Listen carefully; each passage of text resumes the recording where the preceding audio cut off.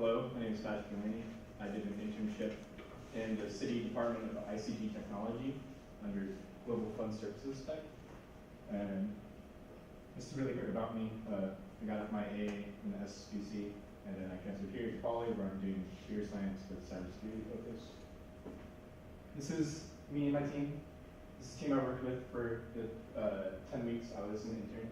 This is Archana, Alina, myself, Jamin, this was my manager, Migwe, another intern that I worked with, and Sandeep. And these are the people I was around for 10 weeks. And just briefly, this is going to be what the presentation's about, the technology stack that I use, the different projects I worked on, and then I'm going to go into detail on each of those projects. And then the lessons I learned while at my internship. So the technology stack, when I was brought in, I was introduced to something called the mean stack. And the mean stack uses a Mongo database backend for your database, Express for queries, Angular for a front-end web application, and then Node.js as an API call to your backend database. Except for we weren't using Mongo database, we were using MS SQL. So it's a mean stack with a different M. And then with Node.js, I was able to use Node Package Manager to get all the resources I needed. And then if you guys have never heard of Angular, Angular is an open source web development framework. It compiles your HTML, TypeScript, it doesn't use JavaScript, and CSS together, and it actually adds on a lot of its own directives into your code. So you can actually do a lot of easy customization with Angular, and then we use Bootstrap on top of the CSS. So some of the projects I worked on.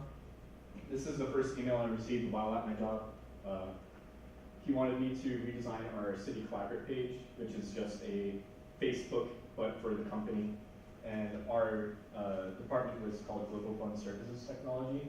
And I just redesigned it, made it look not bad by using like HTML.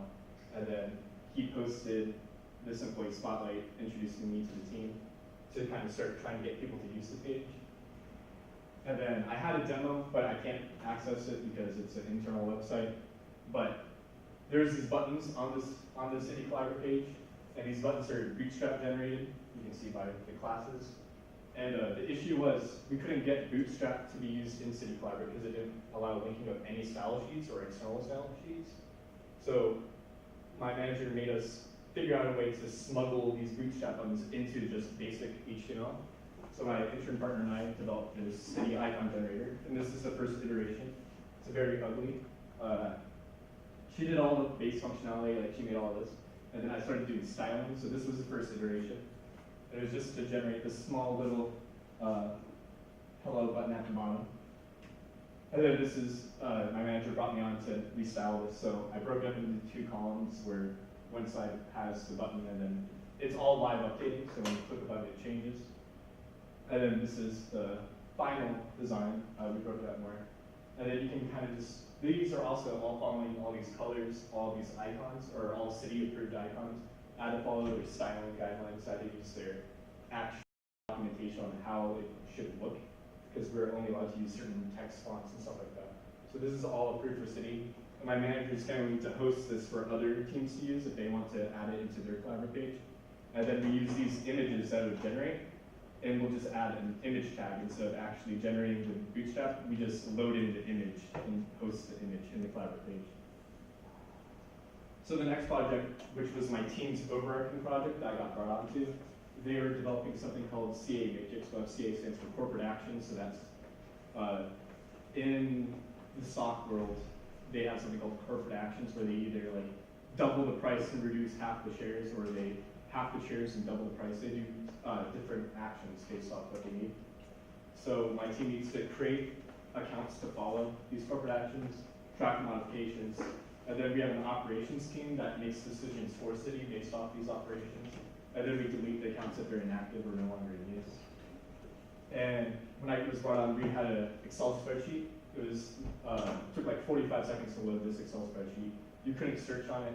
You could do very little things on it. It was very horrible. So that's what my team was developing, is moving away from Excel and moving it into a website.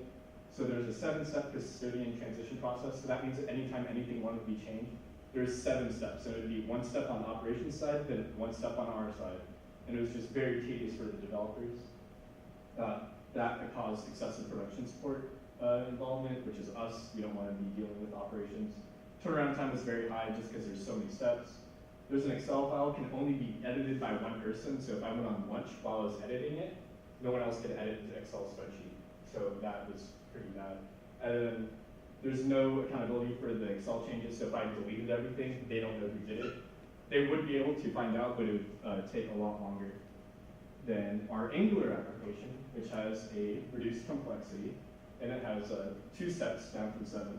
It's a controlled environment with administrative accounts and operations accounts. It's a web-based tool. Has input validation to get a lot of the fat finger mistypes on the front end rather than the back end. Maker checker approval-based system, which is the 2-step. So if someone creates a record, someone else has to approve it, so it's 2 people looking at the data, making sure it's right. And then since it's a website, we're allowed to add loggers and stuff for a history of everything that has ever changed. Then searching on attributes, because Excel spreadsheet is horrible for that, and single sign-on enabled, which is just a city's login service that they have. This was my onboarding procedure. So obviously when I got there, I didn't know Angular, so I actually had to enroll in Angular and Lean Stack courses on Udemy. And then after watching like 40 hours of training, I started reading through the code base, and then I started making a pre-existing component. My manager wanted it to be reused in several places, which is an advantage of Angular. So I started on that. Did some UI redesigns and some bug fixes. So this is just a UI redesign. We had this really weird horizontal thing going on. I just made it vertical, makes it look a lot nicer. And then this is actually the component that is now reusable throughout the code, because we're using it in 2 different places, but we just programmed it twice instead of programming it once and using it twice. Another UI redesign. It's just removing white space and adding like a tag. So when operations wants to go to the approval board, they can accept or approve changes, or accept or deny changes. And then you can filter by the action type, which is like new, edit, or deletion, and it allows them to just select all and approve them or deny them.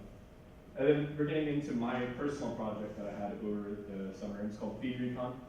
And we have 2 different databases. One is maintained by us, which is called CA Matrix. And then one is FSR, and that's this database. We get input files from another internal team called Fund Services Reporting, which is FSR, and we just want to make sure that we're getting the inputs for our database backend, and we want to make sure that we're getting both. So if it exists in our backend, then my FeedRecon takes it and puts it in, and exists in this one, put it in, and then we're going to start reading through all the input files now. So we have one with the same ID of 1, so it's going to be put together with the first one. So now we know that those 2 rows are now connected through the FeedRecon tab. And then we have one with an ID of 3, it gets put in there. And then my tab says, hey, we're missing records. Okay, so we know which database it's missing from, and it helps operations get a lot quicker turnaround time on that. So this is an example query. I can't really show you all of the database or anything. This is just one database that I can show. So it exists in both. Perfect. This is exactly what we want. We have it in our database, and we're having the inputs for it. So this is a perfect account. Here's an example of one that exists in our backend, but we're no longer getting inputs for it. So this is an inactive account. We're no longer getting inputs on it, so we don't care about it. So we can probably remove this account. And then this is a new account. We're getting inputs for it, but it doesn't exist in our backend, so we need to actually create an account for it so we can start tracking the changes. My manager then flew from Tampa, Florida to Columbus, Ohio to meet with our operations team. And our operations teams are in Columbus, Ohio, Warsaw, Poland, and Singapore. So it's a global application that's going to be used. And I was doing a video presentation to him, and he has only seen the Excel document, and I actually showed him, like, it's a web page. I wish I could show you more, but it's all closed internal use stuff. But he was like, oh wow, I'll check FeedRecon every day to check for these unmapped records, because he didn't have a tool of saying, oh, we're missing all these things from our database, and now I just give him a tool that does it for him in seconds. Like, he was very sad to be moving away from the Excel spreadsheet. So I'll be going into the lessons I learned over the internship. So for the collaborate, this is just pros and cons. This was mainly to present to the people, the higher ups. telling them that we should probably move away from Collaborate because there's not any CSS that we can apply. It's only inline CSS, which makes it extremely difficult to have a nice like reactive UI. For the city button generator, my manager kind of used that as a really good introduction to HTML, JavaScript, and CSS and Bootstrap to get us geared up to actually use Angular, which takes all those and goes down to a deeper level with them. And then for the overarching project of Matrix, Web, and FeedRecon, it was my first time using Angular. Angular is really dope. It's definitely the future of web development. First time using Git with other contributors, like I've obviously used it with schoolmates, but actually being in a work environment, we actually had this Git network of when I joined to the end, so that was really cool. Branching and merging and resolving conflicts, actually using Git to the fullest was really nice. It was a really good hands-on experience. Like in my report, I said I wanted to develop more soft skills with other programmers and just be able to communicate to operations and programmers and kind of bridge that gap. Because when a programmer talks to operations, there's usually like a level of disconnect where the programmer is going too deep into the program for operations to understand. So it's really good to see how that plays out in the work environment. I collaborated with other experienced developers on my team. So that whole website was being developed by 3 people. And then I got to add my own tab to that website and actually work on their tabs too. So I got to read through their code and see how they did things.